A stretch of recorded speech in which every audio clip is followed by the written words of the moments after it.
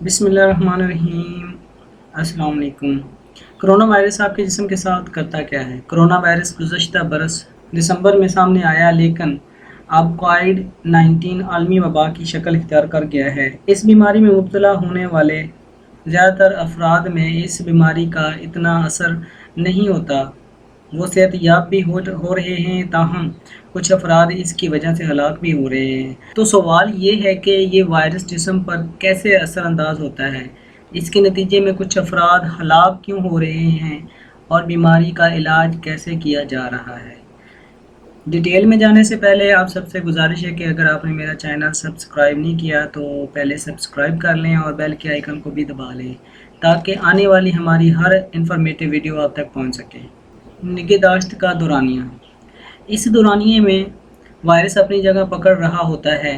Viruses عام طور پر آپ کے جسم کے خلیات کے اندر تک رسائی حاصل کر کے ان کا کنٹرول سنبھال لیتے ہیں۔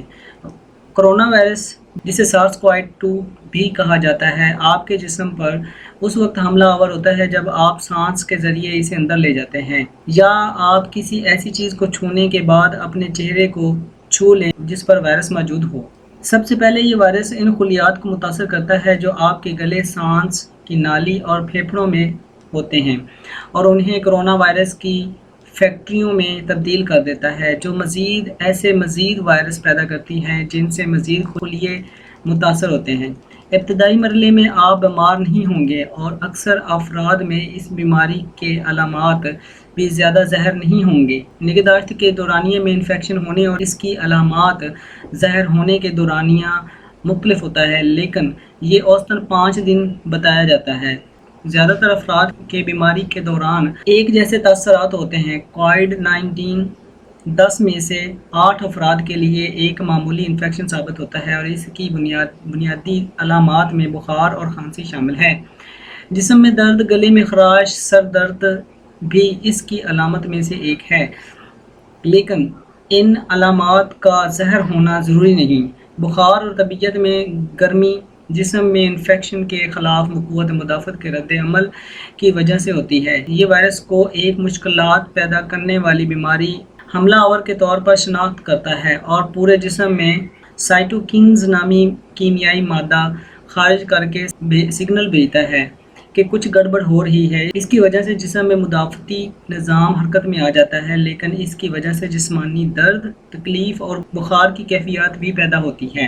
کرونا وائرس میں ابتدائی طور پر خشک کھانسی ہوتی ہے، بلغم نہیں آتا، اور یہ شاید خلیوں میں وائرس کی وجہ سے متاثر ہونے کی وجہ سے پیدا ہونے والی بے چینی کی وجہ سے ہوتی ہے۔ کچھ لوگوں کو آخرکار بلغم جیسا گاڑھا مواد آنے لگتا ہے، جس میں وائرس کی وجہ سے مرنے والے خلیات بھی شامل ہوتے ہیں۔ ان علامات کو آرام، بہت زیادہ مقدار میں پانی اور مشروب کے ساتھ پیراسیٹامول لے کر دور کیا جا سکتا ہے۔ آپ کو اس کے لیے ہسپتال یا ڈاکٹر کی ضرورت نہیں ہے۔ یہ مرحلہ 1 ہفتے تک جاری رہتا ہے۔ بیشتر لوگ اسی مرحلے پر صحت یاب ہو گئے کیونکہ ان کی مدافعتی نظام نے وائرس سے مقابلہ کیا، تاہم کچھ لوگوں میں کووڈ-19 کی نسبتاً سنگین حالت پیدا ہوئی۔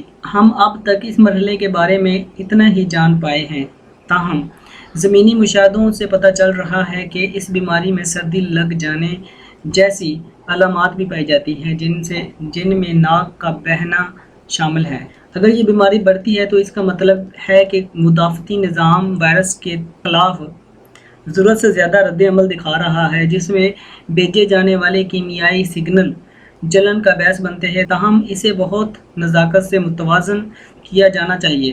بہت زیادہ انفیکشن سے پورے جسم میں نقصانات ہوتے ہیں۔ کنگز کالج لندن میں ڈاکٹر نتھالی موٹ کا کہنا ہے کہ یہ وائرس مدافعتی نظام میں عدم توازن پیدا کر دیتی ہے۔ اس کی وجہ سے بہت زیادہ سوزش ہوتی ہے، اور یہ کس طرح کا ہے ابھی ہم یہ نہیں جان سکے۔ پھیپھڑوں کے انفیکشن کو نمونیا کہتے ہیں۔ اگر منہ کے راستے اندر جانا ممکن ہوتا تو آپ ہوا کی نالی سے ہو کر چھوٹی چھوٹی ٹیوبز سے گزر کر چھوٹی چھوٹی ہوا کی تھیلیوں میں جا پہنچتے۔ یہ وہ جگہ ہے جہاں آکسیجن خون میں شامل ہوتی ہے، کاربن ڈائی آکسائڈ باہر نکلتی ہے، لیکن نمونیا کی حالت میں انہی چھوٹی چھوٹی تھیلیوں میں پانی بھر جاتا ہے اور سانس اکھڑنے لگتا ہے اور سانس لینے میں دشواری ہونے لگتی ہے۔ کچھ لوگوں کو سانس لینے کے لیے وینٹیلیٹر کا سہارا لینا پڑتا ہے۔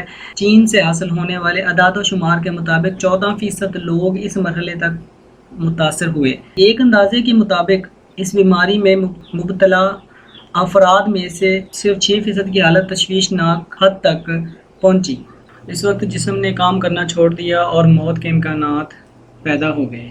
مسئلہ یہ ہے کہ اس وقت مدافعتی نظام بے قابو ہو کر گھومنے لگتا ہے اور پورے جسم کو نقصان پہنچاتا جاتا ہے۔ اس کی وجہ سے جسم سیپٹک شاک میں چلا جاتا ہے اور فشار خون خطرناک حد تک کم ہو جاتا ہے اور اعضاء کام کرنا بند کر دیتے ہیں یا مکمل طور پر ناکارہ ہو جاتے ہیں۔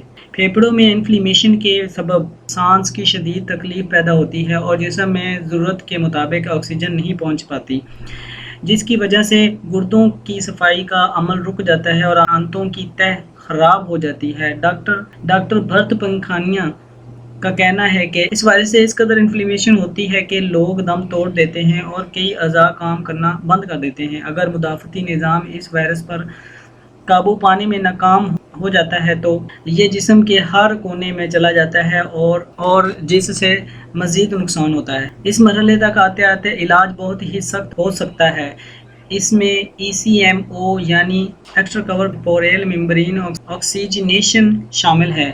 یہ ایک مصنوعی پھیپھڑا ہوتا ہے جو موٹی موٹی ٹیوبز کے ذریعے خون جسم سے نکالتا ہے اور ان میں آکسیجن بھرتا ہے اور واپس جسم میں ڈال دیتا ہے، لیکن آخر کار نقصان ہلاکت تک جا پہنچتا ہے اور اعضاء جسم کو زندہ رکھنے میں ناکام ہو جاتے ہیں۔ ڈاکٹرز نے بتایا کہ ان کی بہترین کوششوں کے باوجود کیسے کچھ مریض ہلاک ہو گئے۔ چین کے شہر ووہان کے اسپتال میں جو پہلے 2 مریض ہلاک ہوئے وہ پہلے صحت مند تھے، اگرچہ وہ طویل عرصے سے تمباکو نوشی کرتے تھے۔ اسی وجہ سے ان کے پھیپھڑے کمزور تھے۔ پہلے 61 سالہ ایک آدمی کو اسپتال لانے تک شدید نمونیا ہو گیا۔ انہیں سانس لینے میں شدید تکلیف تھی اور وینٹیلیٹر پر ڈالنے کے باوجود ان کے پھیپھڑے ناکارہ ہو گئے اور دل نے کام کرنا بند کر دیا۔ وہ 11 دن بعد مر گئے۔ دوسرے مریض 69 برس کے تھے۔ انہیں بھی سانس کی تکلیف ہوئی۔ انہیں بھی مشینوں کی مدد سے زندہ رکھنے کی کوشش کی گئی لیکن یہ ناکافی ثابت ہوا۔ شدید نمونیا اور سیپٹک شاک کی وجہ سے اس وقت ہلاک ہو گئے جب ان کا بلڈ پریشر گر گیا۔